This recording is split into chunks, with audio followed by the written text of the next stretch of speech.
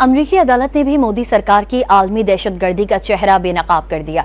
अमरीकी अदालती दस्तावेजात में भारतीय खुफिया एजेंसी रॉ की खालिस्तान रहनुमाओं के खिलाफ खुफिया साजिश सामने आ गई, जिसके मुताबिक रॉ ने भारतीय ताजिर निखिल गुप्ता को $1 लाख में सिख रहनुमा गुरपतवंत सिंह पन्नू के कत्ल का टास्क सौंपा, लेकिन उजरती कातिल प्राग एयरपोर्ट पर पकड़ा गया। निखिल गुप्ता ने दौरान तफ्तीश रॉ के एजेंट्स का नाम उगल दिया। मोदी हुकूमत की आलमी सतह पर दहशतगर्दी एक बार फिर बेनकाब हो गई।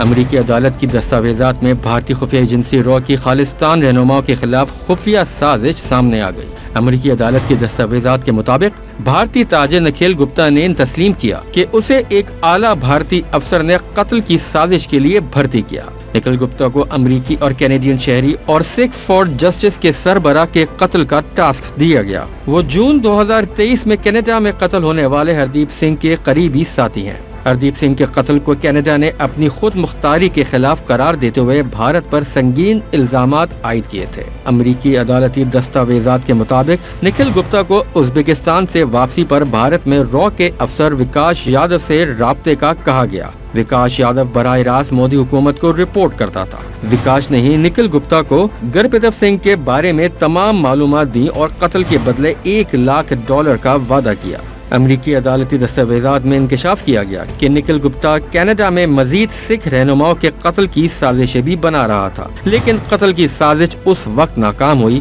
जब गुप्ता को प्राग एयरपोर्ट पर गिरफ्तार किया गया। लेकिन दौरान तफ्तीश निखिल ने विकास यादव का नाम फौरी उगल दिया।